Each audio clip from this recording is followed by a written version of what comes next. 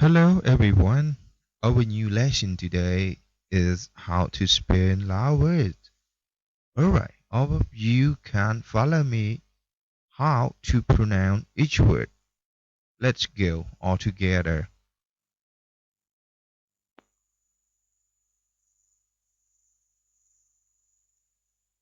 สระอะกอกะคอคะข้อคะงองะจ่อจะสอสะซอสะย่อยะดอดะต่อตะทอทะท่อทะนอนะบอบะปอปะ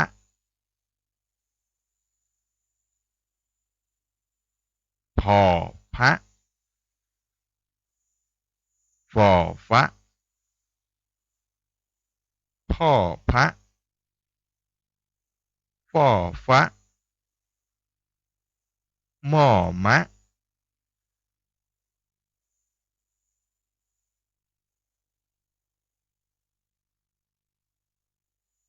ย่อยะ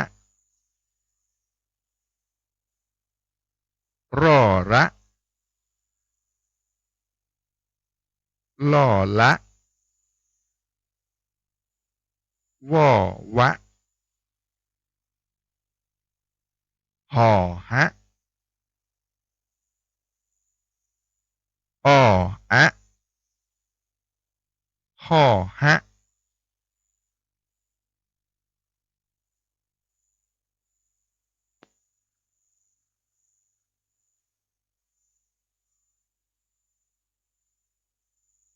สละอากอกาคอหาข้อคางองาจ่อจาสอซาซ่อซา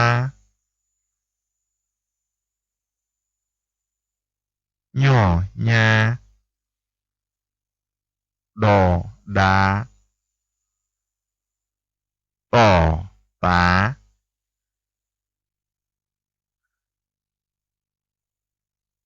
ทอถาท่อทานอนาบอบาปอป๋า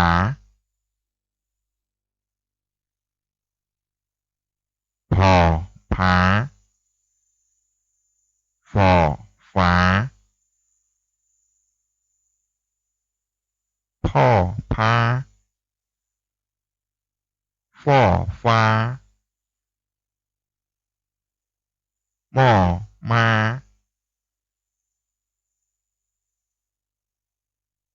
ย่อยารอราล่อลาวอวาหอหาอ้ออาห่อฮา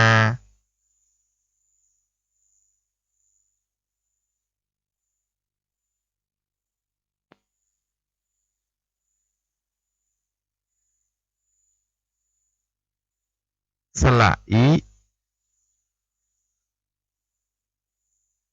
กอกีขอขีข้อ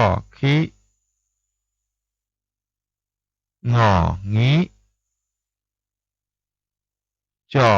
จิสอสิสอสิหย่อญิดอดิดอติ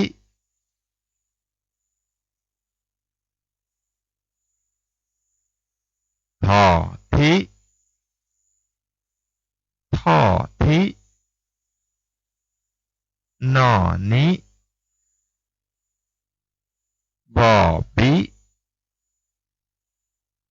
บอบิ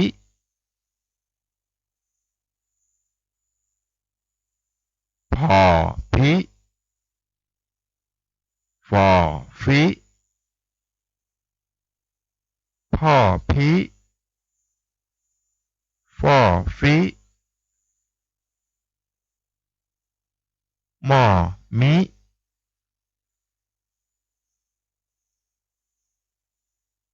หย่อยิรอริหล่อลิวอวิหอหิอ้ออิ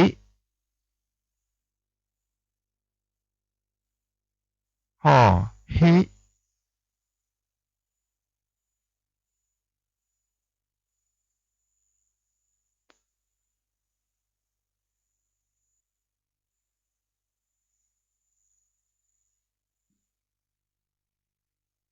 สละอีกอกีขอคีข้อคีงองีจ่อจีสอสีสอสีหย่อนี้ดอดีดอดี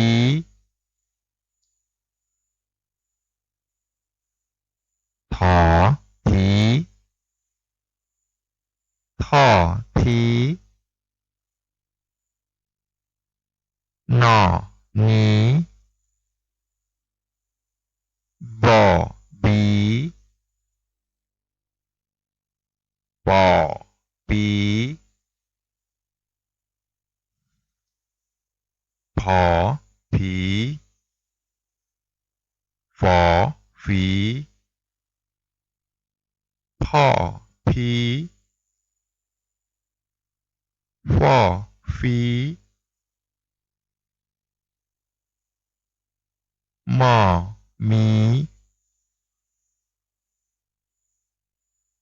ย่อยี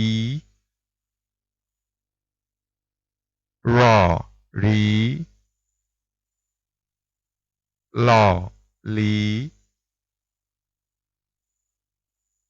วอหวีหอหีอ้ออีห่อฮี